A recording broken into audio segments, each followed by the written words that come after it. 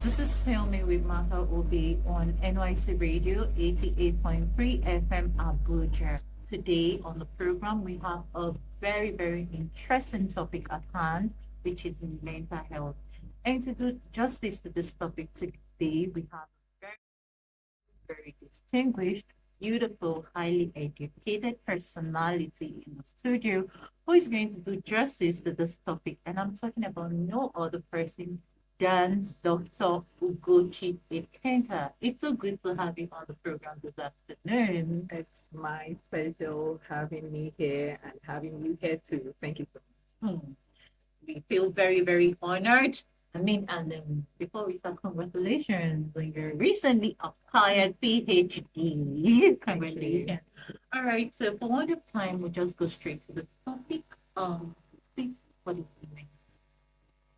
I think you can see we're working with time, so without taking much of our time, it's a topic that is very passionate to me, and it's passionate because we all in this part of the world, we're going through it one way or the other, but unfortunately, from where the part of the country where we see ourselves, we play down on it a lot, and so many things should be done to actually get things right.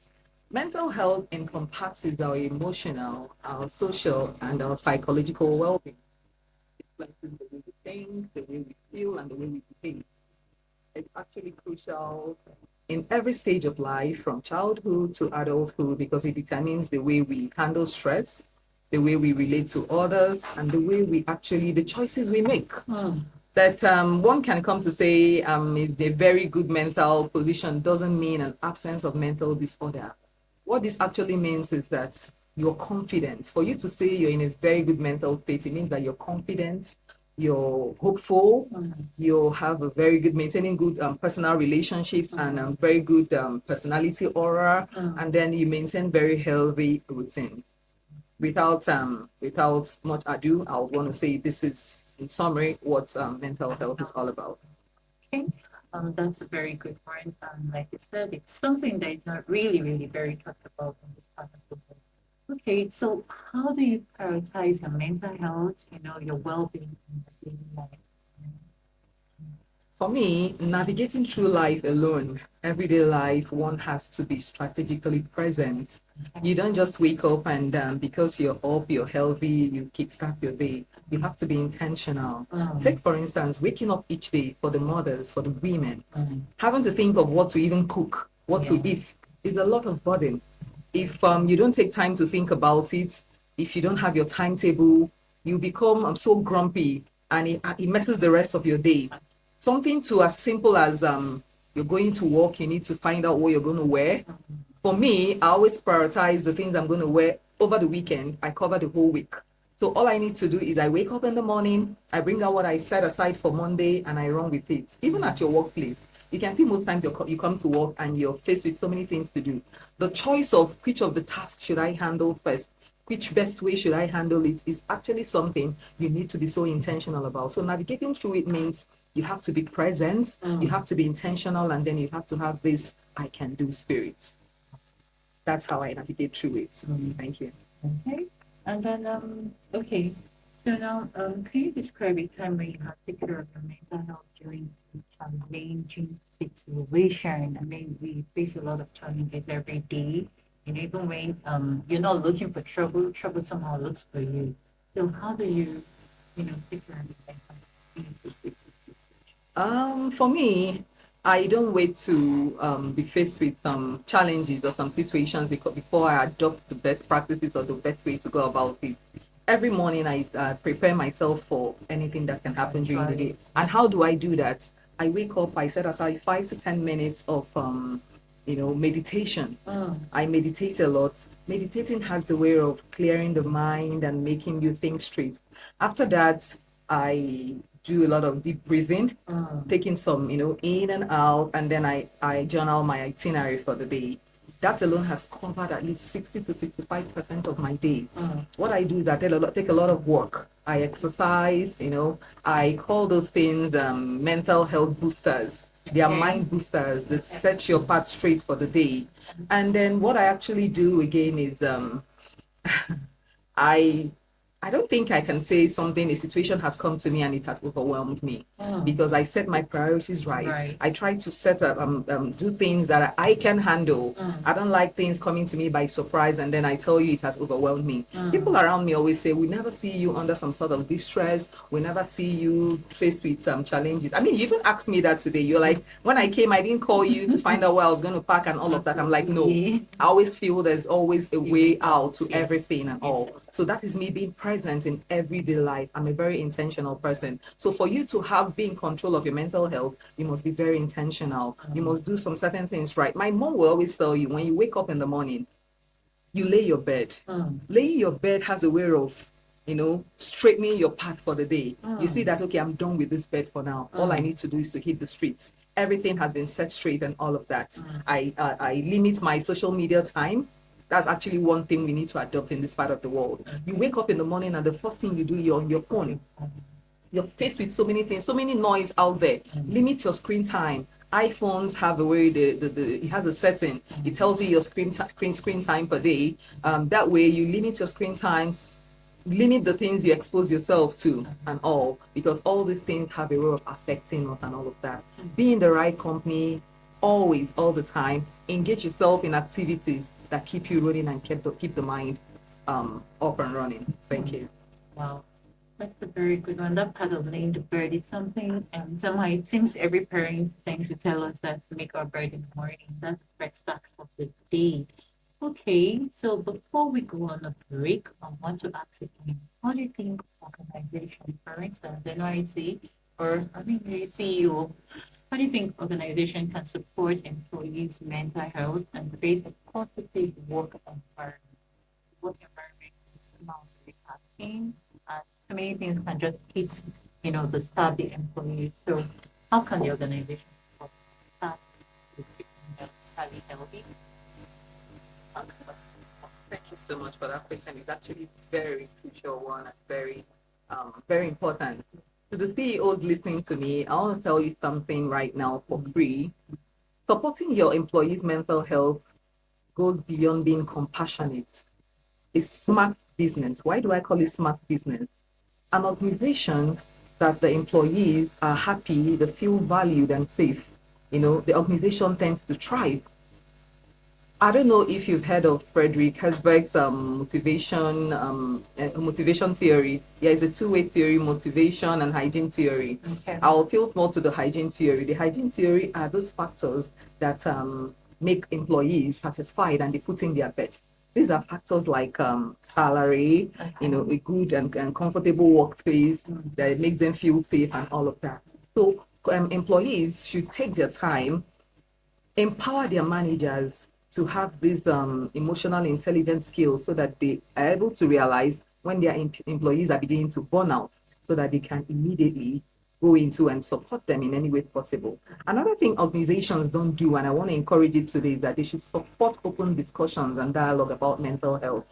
It's not something that should be discussed or people should be scared of, talking about and all of that. It should be an open discussion, a dialogue where everybody feels safe, without no sense of judgment, without racism or prejudice of any sort.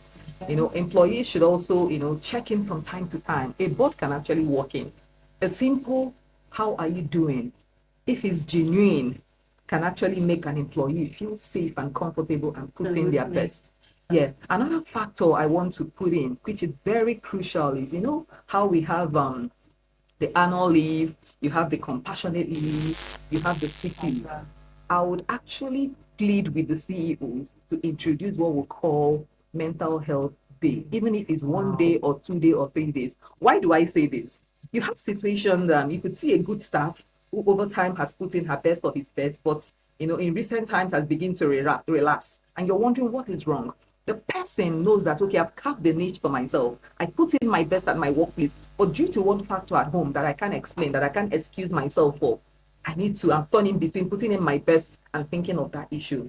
But I bet you the moment you give that employee 1 or 2 days and you target mental health day, all the person does is, okay, I've been given 2 or 3 days to go handle my issue at home. It might be a relationship issue. His or her spouse or her partner might be complaining, I don't see you. We don't get to sit out. We don't get to go out. But that can do a lot. When the employee goes home, settles whatever issue it is, he comes back renewed, and he has no other issue, no other excuse than to give the work the best. All that. That's about it. Thank you. Thank you so much. So in case you're just tuning in, this is Filming with Martha Obi, and the topic is mental health. And in the studio, we have Dr. Ugochi Ikenta. We'll take a break. Please don't go away. We'll be right back. It's new, it's fresh, it's hot. NYSC TV and radio. Tune in to the NYSC TV and radio 8.3 FM radio for all-round information and entertainment. The only station managed by graduate youths, brought to you from the Directorate Headquarters of the National Youth Service Corps. NYSC TV and radio, putting the nation first. All right, in case you're just tuning in, this is NYC Radio 88.3 FM Abuja, and we are on to Filming. Filming is a program designed to restructure the minds of the youth towards self-discovery and fulfillment. And today, we have an interesting topic at hand, which we have begun already, and Dr. Ugochi Ikenta has been in the studio doing justice to the topic mental health. So back to you, Doctor. What role do you believe social media plays in shaping our mental health, and how can we make a healthy online presence? Social media. Social media is actually a double-edged sword when it comes to mental health. It can inspire and connect, and at the same time, it can be overwhelming and it can distort. So many negative effects to social media exposure. One, it causes a lot of, depression, comparison, because we are exposed to lots of things. And let me tell you what social media does, the likes of the Instagram, TikToks, and Twitter, they actually have a way of curating some highlight reels. And once you constantly expose yourself to them, what it does is unnecessary comparison. Don't forget we are in a world where we have so many AI tools. What you see on social media most times is not reality. But unfortunately, we expose ourselves constantly to these things. We see lots of things, we begin to question our values. We begin to question our self-worth. We begin to feel we're not up to the standard of the other person. It might be a simple picture someone took on Snapchat and then edits it, and the person looks like a Caribbean or something. And you're looking at yourself, you're like, I want to be like this person. I want to be shapy. I want to be this. Have you met the person in real life? You're going to meet a totally different person. And then what he actually does is he has a way of, causing anxiety and stress. You have this something I call FOMO, fear of missing out. That's when you're talking with somebody and the person is the next minute is on the phone trying to see the latest updates, the latest news, for fear of missing out. Are you scared of missing out when you want to be the first to know when you're not CNN? You constantly stress your brain. You're anxious about what's going on with people out there and what's not going on with yourself and all. And then there's this big problem we have in the world today, we're facing in our society today, the validation loop. People have limited themselves or their self-worth to likes. Someone posts a picture or a video and it's constantly checking, how many likes do I have? How many comments do I have? Unfortunately for the celebrities, that has actually made them believe the false belief of the number of likes I have, the number of comments I have, the number of reposts of whatever I have determines my self-worth. But when they now come out and face with reality of people, you notice that drawn and you're asking, the person that makes noise on social media, is this the person that looks, or is this not the person that looks all bubbly and all of that? They've limited themselves, their self-worth, to social media validation. Whatever people, strangers you don't know on social media are saying, you believe them to your reality. That's actually one of the things social media does, and it's not good. But on the hindsight, you have some other benefits. It connects. You and I know that you've actually learned a couple or two things from social media. You have this DIY, do it yourself. Yeah. I've learned so many things from there actually. So what our advice is for you to maintain your social media account and remain sane and also watch your mental health, you have to curate your feed. By curating your feed, what do you do? When you constantly watch something on social media, over time, whenever you open up your Facebook, your Instagram, your TikTok, it's the same thing you watch or you've watched over time that appears. So now you're going to sieve out all those things that are not good for your mental health, remove them, block people or things that you think they are mounting unnecessary pressure on you. They are not good for your mental health. When you curate your feed, what else do you need to do? You discuss with somebody, somebody you feel is of high moral standard, somebody you emulate, someone that is good for you. When it gets overwhelming, run to people. Let them be realistic about things about life. Let them be realistic about who you are, your values, and things you need to do and all that. What do you also need to do? Take some social media sabbatical. You're not going to miss out on anything. From time to time, tell yourself, from 1 o'clock to 4 o'clock, I'm not going to touch my phone. If I'm touching my phone, I'm only replying to SMS or I'm calling someone, I'm receiving a call. This constant, usage of phones and all of that, it actually stresses your brain and all that. Less competition, less anxiety. Spend more time and quality time with people instead of being on your phone. There's some people that are healthy for you. Some good people that are good for your mental health. Spend time with them. It could be family, it could be friends, it could be a mentor, it could be a therapist. It could also be your pet. In my own case, I have Ava and I have View. They are my dogs. Those people are so, it's kind of therapeutic. You find relief and solace, and like I said, it's helpful for your mental health. Thank you so much. By the way, hi is Ava and those troublesome dogs, they're fine. all right. So how do you handle stress and pressure, and what coping mechanism do you find most effective? But what you just said now is a bit related to this, but you can throw more light. Okay. For me, I have two slogans I live by in life. The first one is nothing lasts forever. And the second one is because God lives, I can face tomorrow. Having said this, I don't let things, like I said earlier, I don't let things bother me a lot, or I don't let things be a worry to me, because I know that my mom would say again, the world is a stage and every stage will pass. What do I do to take care of those things? I'm mindful about who I am. I don't let people define who I am. The moment you let people define who you are, that's the number one problem, a major problem to who you are and your mental health. I want to say this. Can we normalize telling people that it's okay not to be okay? Let us normalize the fact that it is okay not to be okay. I mean, we live in a world where so many things are happening at the same time. It could be pressure from family, it could be friends, it could be your place of work, it could even be lack of sleep. It could take a toll on us, and it would, destabilize us a bit. That doesn't mean you're not okay. That doesn't mean everything is not right with you. But over time, you try to walk around it. There in the society today, we can see cases of, some disorders. You have people, you have anxiety, people living in depression. You have bipolar cases. You also have what you call bulimia. Bulimia is What's that? Okay. Yeah, bulimia is a disorder, an eating disorder. There's some people, they take solace when they are angry, they eat a lot. When they are sad, they eat a lot. When they are disappointed, they eat a lot. So you constantly see them eating. It's a disorder.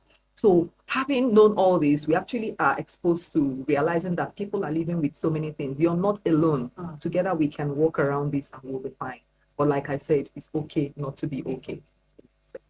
Thank you so much. I hope you're having a good time and learning a lot out there.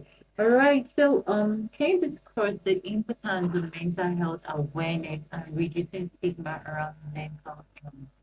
Okay. Mental health awareness, the reason we're talking about it today and the reason I'm passionate about it is it is a transformative movement. It tends to keep people aware of who they are, and how to relate with others and how to treat and handle themselves. Most times we are unfair to ourselves. We don't even know how to handle or relate to others and treat ourselves. You see someone and you're wondering, why is this person doing this to himself or to herself? The person is not aware that he or she is not treating himself right. Yeah, so in cases like this, it's crucial to promote things, talks like this, because it helps people who are passing through it. It gives them support. It helps them know that we care, the next person cares, and we're there to listen to them. It's important because I carried out a research prior to this talk. I carried out a research in the Abuja Municipal Area Council of Nigeria, and I found that when it comes to mental health, 25% of residents in this area, in this geographical area, said that they don't have anybody to talk to, they don't have anybody to confide in. 75% said they only have one person they can confide in. Now, out of these people too, 50% are married and they said they confide in their partners. The other married 50% said they don't have anybody to talk to or to confide in. These 50% are made up of people passing through one mental ill health or the other. Now, who are they talking to? Are they bottling it up? You now see that these are the reasons why marriages are breaking up, why relationships are falling apart. You should always have someone you can talk to, someone you trust, someone you can share your pain with. And why we should also, talk about this thing a lot is also to tell us that we might find ourselves in spaces or events. We attend events, we go to school, we go to offices, we mix with people with various characters from different backgrounds. It exposes us to the next person, why the person is behaving in a certain way, to show you that you shouldn't always be quick to judge. Sometimes we see people and we say, what's even wrong with you? Instead of saying what's wrong with you, tell the person is, what is happening to you? They seem similar, but they are not. Yeah. When you tell somebody what is wrong with you, the person sees it as offensive. It is nothing. But when you tell somebody what is happening to you, the person goes, I don't even know. And they should also learn to approach people with vulnerability. You could see someone, the person is passing through something. All you need to say is, can I have a moment of your time? And the person might be, might not be willing to talk to you. But you now come and say, life has been overwhelming for me lately. You've already given the person the signal of, oh, I thought I was alone. If this person could be seeing life this way, let me talk to, oh, yes, we can talk. And the person opens up. And now you also know when and how to create your boundaries. When you're listening to the person, that's actually one of the importance of social health, mental health awareness. You should also know when to come in and help people. Why is it so? It's going to give us, it saves lives. We see on the internet again when you say someone just committed suicide. And you're wondering, this is a celebrity that seems everything is working out well. This person seems very comfortable. Why would the person think of committing suicide? That leads me to the book I'm reading. There's a book I'm currently reading. The name is Behind Happy Faces. Wow. Most times we look beyond the faces. That's why it's good to have someone you can talk to. That's why it's good to be kind to the next person. You don't know what they are passing through. It also improves life. Why? You might be passing through, you might be having a mental breakdown, but you do not realize that, or you wouldn't even want to accept this. But such an awareness like this, as we're doing now, you would go home, or as you're listening to me right now, you can actually flash back and realize that there's some things I do that feel odd, or there's some things I do that are draining to me. Anything that drains you is actually not good for your mental health. When you look into it, you realize that there's something not, in the balance, and there's something I need to work around. It creates awareness that you need help, and the earlier you get help, the better. Because when it gets out of hand, my brother who lives in New Jersey, he's a nurse. He handles these mental cases and all that. He said most of them don't come early enough because they are not detected early. And what happens when they eventually come to them, they are placed on a medication for the rest of their life. So what this does is, the earlier you realize that you have a problem, you need to solve it, the better. It gives you a better quality of life. It helps you to get access to help and all that. It saves people from, and also creates empathy. When people are informed that the next person that you've been blaming, that is behaving in a manner that you cannot understand, might be having, an anxiety issue, might be depressed and needs help. So it gives this balance and helps you relate well with them and treat them well, other than calling them crazy and stupid. Yeah, that's about it. That's the importance of mental health awareness. Lord, that's a whole lot. And it just schooled me. I've learned a whole lot, on mental health, being kind to people, empathy, very, very important. Instead of judging, try to be try to empathize with people. All right, in case you're just tuning in, this is Filmy with Martha Obi on NYC Radio 88.3 FM Abuja. We'll go on a short break. Please don't go away. We'll be right back.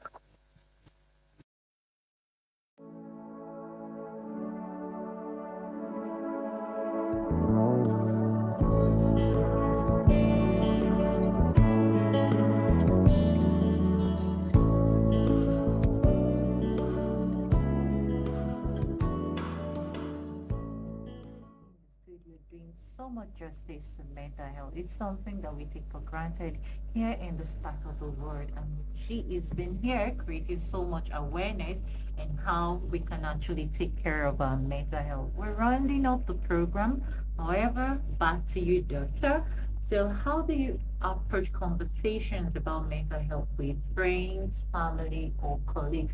And then having, responded to that, give an advice to the audience and how to handle their mental health and how to help people going through one phase or the other.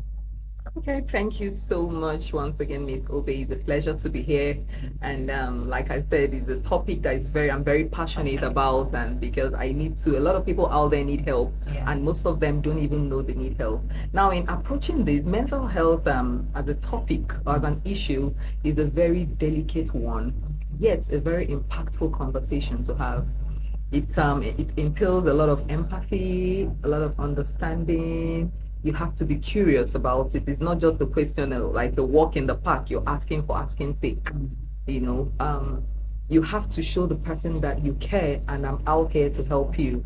What do you do? If you meet, for instance, someone who you are suspecting that has an issue or is challenged or is mentally unstable and you want to help the person, what you first have to do is to pick the right time and place to talk about it with the person. You make sure the place is private and the person feels safe to talk about it and open up. Yeah. And then in doing that, you have to be an understanding person. Like I earlier said, you keep an open mind. Yeah. Don't be judgmental and don't be quick to conclude.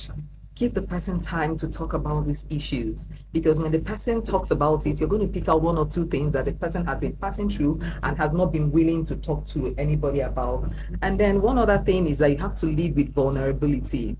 I mentioned earlier, when you're talking to somebody, most times they are watching you. They want to know they can trust you. So you can start with, they also want to know that you can relate with the issue at hand. So you can start by telling them, oh, life has been overwhelming lately. I've been trying to figure this out and all that. Vulnerability actually opens up and makes the person feel safe and not feel alone. The person tries to open up and tells you their issues and trust you. Let the person win your trust. Another thing you should also do is that you should actually show empathy. I'm talking to you and you're distracted or you don't even feel my pain. That's why you notice when you're talking to somebody, when somebody's trying to open up about something to you, along the line just says, don't worry, you don't even understand, or don't worry, you will not understand. That's because the person is looking at your body language, the person is feeling you, and it doesn't feel like you're in this situation with them at the moment. Connection. There's no connection, thank you. You show empathy, wear the same shoe with the person, and the person opens up the more, knowing that, oh, this person seems to be understanding me and is feeling me. Another issue is you have to be non-judgmental and know when to create the boundaries. Along the line, you might be talking to someone who just feels like, I'm giving out a lot of information. Let me stop here. Don't judge the person. Let the person know it's okay. Take your time. I'm always here whenever you need me.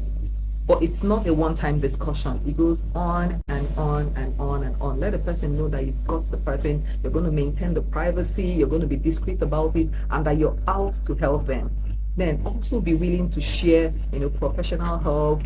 Tell them about books to read, resources to, look up to and all that in a non-pushy manner. Those people, they need help. They don't want to see you imposing something on them because their challenges might be born out of one trauma or the other from the past. It might be born out of a relationship that was so military in nature and all that. So they don't want that. All they want is We call it these days, we call it soft life. They want to be pampered, they want to be treated softly, and they want to hear the very nice things. And then lastly, we take it for granted. Take care of yourself too. You who listening to another person, trying to help another person. Over time, we saw what happened in the Bible when Jesus drove away the evil spirit from the person possessed. What did he do? The evil spirit left and then ran into the swine again. So most times when you're trying to help someone out, you just realize that the burden is now on you. So practice self-care too. Take care of your mental health. I tell people, visiting a therapist or going to visit a life coach doesn't mean you're in a mentally bad state. It also helps to build your mental resilience, your social awareness, to help you be in the right frame of mind, and also tell you it's like an appraisal. Most times we appraise ourselves, and most times we let people appraise us. So from time to time, go visit a therapist, go visit a mental health coach. They help us to realize our self-awareness and to build resilience.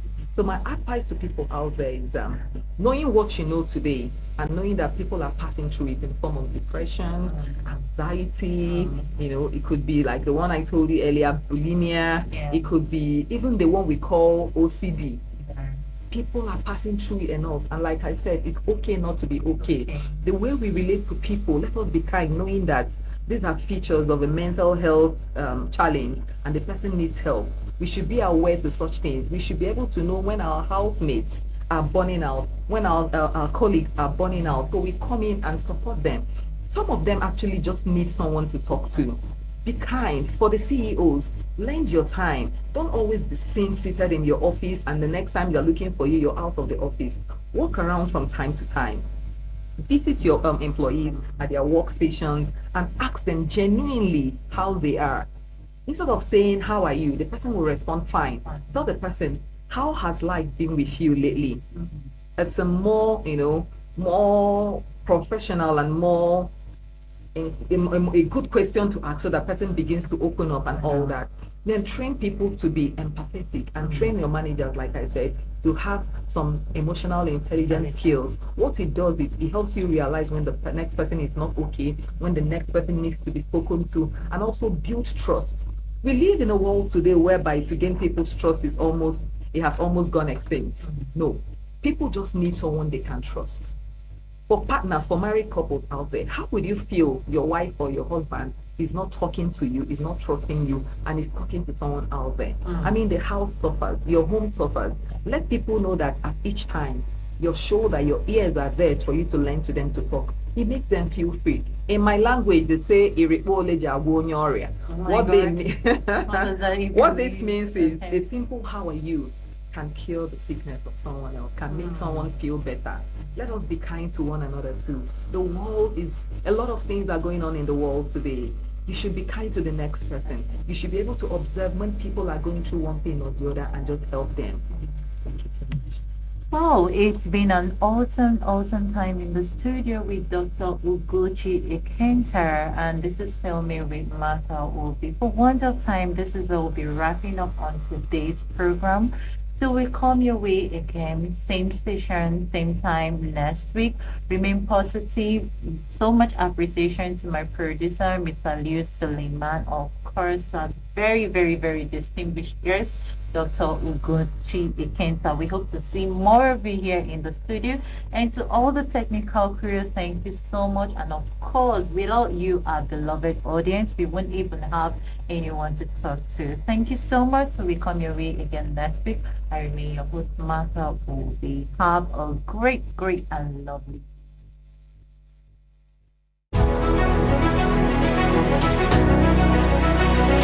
It's new, it's fresh, it's hot. NYSC TV and radio. Tune in to the NYSC TV and radio 8.3 FM radio for all-round information and entertainment. The only station managed by graduate youths, brought to you from the Directorate Headquarters of the National Youth Service Corps. NYSC TV and radio, putting the nation first. Nigeria.